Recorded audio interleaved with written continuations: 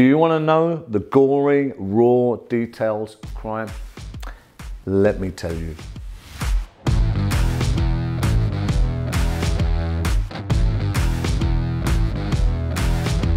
My name's Stephen Gillen, and after a lifetime of organised crime and being a career and target criminal, I was sentenced at 17 years at the Old Bailey. Today, I'm going to be reacting to Once Upon a Time in America.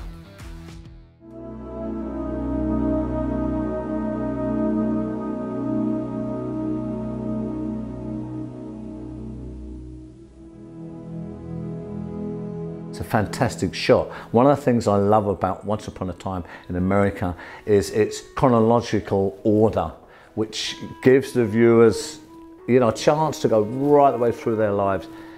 Deborah.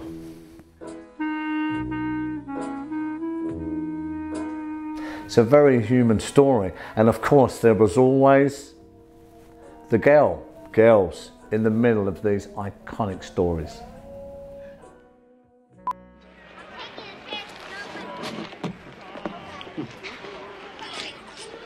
Then he don't need it no more. It's been requisitioned. What's that mean? Pitched by him. And these are amazing characters of the day that are so lifelike. I mean, the corruption, you know, was rife in them days, right? So it's a good example of that, of the dynamics of that. And again here, when you see the first meeting with Bugsy and his gang.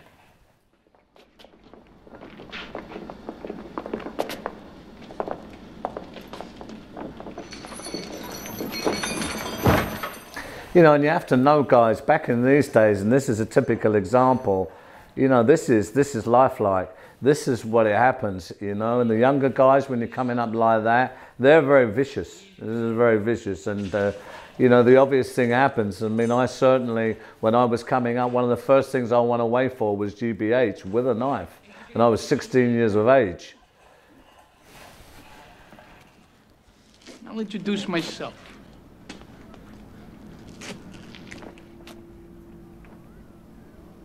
Excuse the glove.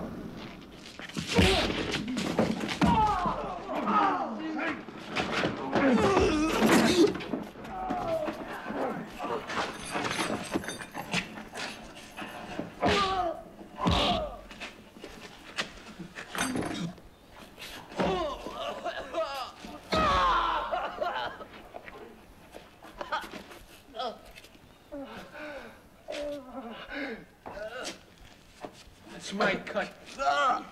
It don't work for me, it don't work for no one. What transpires between these characters further on in the narrative is very typical of the life.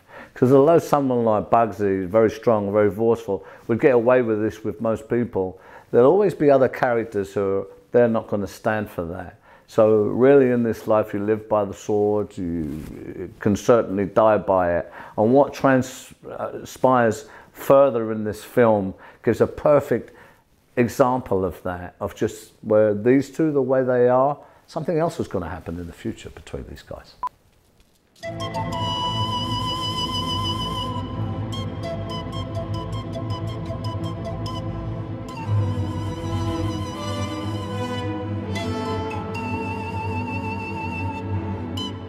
Through the wardrobe, they've showed their advance in crime. So they get it all into that one shot, but they show the brutality of it as well, where the younger one is the one who pays the price first, just by association.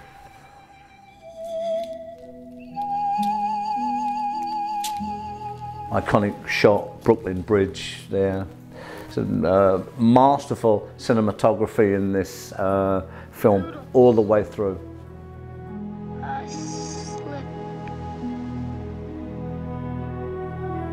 One of the biggest lines of the film, Noodles, I slipped. I always thought, what's in this film?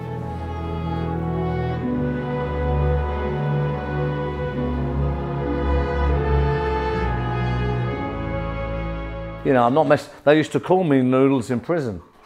There was a funny, you know, few ways they used to call me, why they used to call me Noodles, but I was the one who went away like him when I was 14 while they all got rich.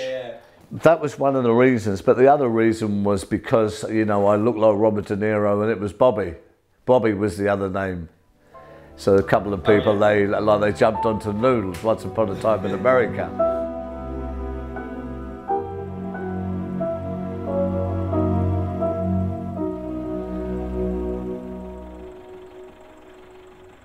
You know, and these guys are really, really tight at this point. Even Fat Mo, and the dynamics are so lifelike because there's always a Fat Mo there, like there's always the girl there, right? You know, and these are the guys, whatever happens throughout this life, so much happens, they always seem to be there right to the end, which is a wonderful part of the journey. Did you have a tight-knit group of friends similar to this one, or any rival gangs or bullies that you crossed paths with? Absolutely, I did, yeah. One story was I kind of went out by myself one night, went into another place where I didn't expect to find another firm, another group of people. I was smashed over the head with a bottle.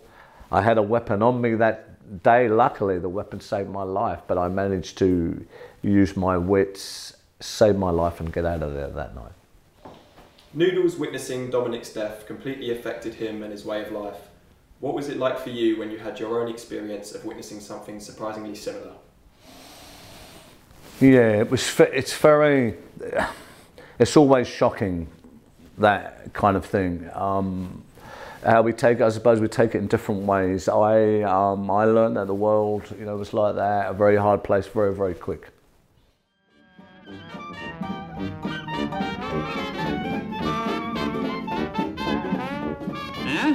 We go forward now, Noodles is home, and look, you know, I have to say, remember guys, I'm doing a film review here, but my experience, the intensity of this life, the viciousness, the treachery, all of that in real life can be so much more than even what we see here in this film. For me, when I was away, I was looked after by some of my really close ones, but generally I see many people who didn't, you know, and they went away and that was it, end of story.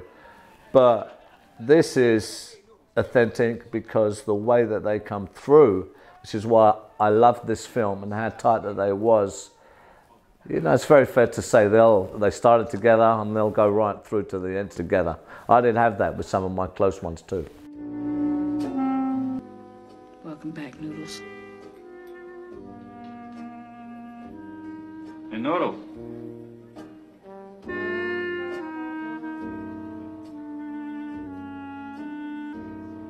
And Maximilian is a very typical character.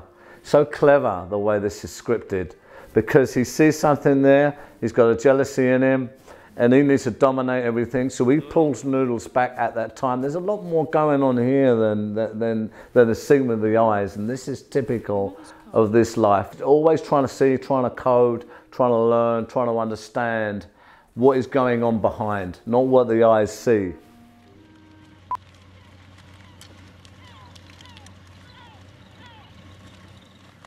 Any problem? No trouble. Kid stuff.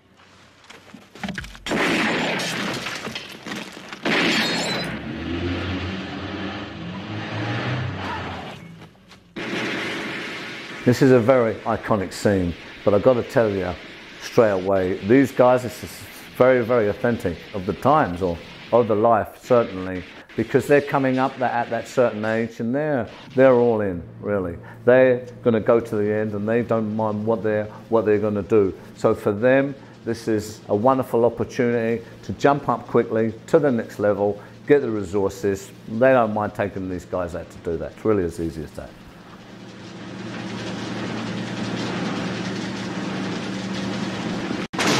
You know, and of course for them, when he's seeking anything like that, they've took such a liberty here and they don't want the comebacks, so they're going to make sure there are no comebacks.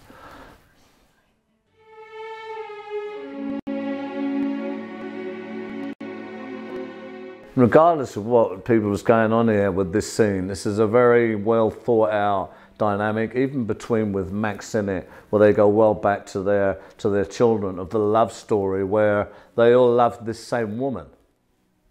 But all of them can't really have her because she's so different from them. And it's like she's always out of their grasp all the way through this film, even to the end.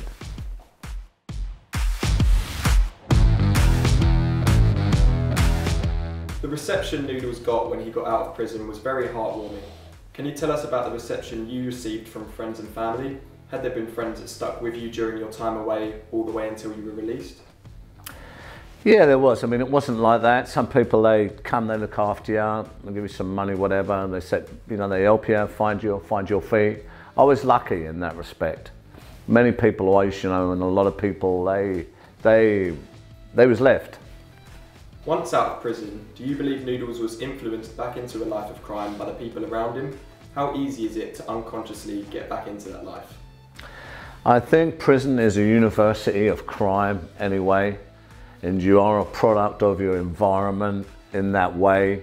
So he didn't have a lot of options, Noodle. He had to survive in prison, and this is all he knew. So it's very obvious, especially of them times, that he was always going to go back to what he knew at that point.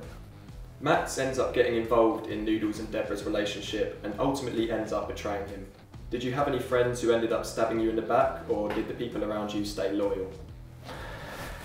Generally, some of the really close ones, they stayed loyal, you know, we're all straight now. Obviously, a couple, they're even still friends now, you know, they own their own businesses too.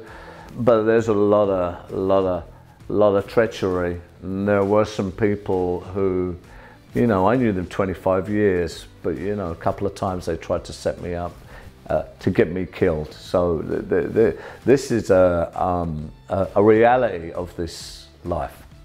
Deborah and Noodles' relationship is very sweet, albeit tragic. Did you manage to find love during your crime life? I think I did, yeah, and I think, look, you know, behind all these personas, really, in my experience, are real people with quite normal lives in some areas, although what they do and their lifestyles are not normal. So I think, yes. Do you think it's easy to maintain a relationship in that kind of life? No, I think it's impossibly hard because of the lifestyle and the secrecy and all the things you have to be aware of and the actions that you have to do. Another thing about women and gangsters or people in this life at that time is I think women, gangsters are very attractive. It's that power, that magnetism, you know, all the fastness, all the danger, it's attractive. But I think another part of it is that women, the way that people in that life have to be is very cold-minded all the time, aloof, even watching everything, and you know, and they need to, so for that reason they're unattainable to women as well. I hope you liked that, guys. Great film, iconic film. Do I love the film? Absolutely. I have to say it's masterful and a timeless classic that will always stand the test of time. And for me, it's one of the most favourites in this genre. I love the chronological aspects of it that really invite an audience in deeper to what it is to live a life like this. What would I give it in authenticity? I'd give it a 9+. What would I give it in cinematography and filmmaking? I'd give it a good 9.5 as well. This cast and everything, the way it was spun together, really is a masterpiece. I'm Stephen Gillen, guys. Hope you're loving the content. Always big blessings to you for watching all the stuff that me and the guys and the team do. We really want to keep getting this wonderful content out to you to inspire, elevate, entertain, and thrill you guys. Go into stephengillen.com. There's more free content in there. If you want to know more about my brand, there's some books, some other stuff in there, guys. The link is underneath in the description. One of the next massive ones that's coming up, don't miss it, is the Shawshank Redemption versus the Green Mile. Also go back, you know, we've got some wonderful stuff there, guys. We've got Bronson, you know, nearly 200K now. We've got Heat. We've got Sexy Beast. Take care, look after yourself, and be lucky.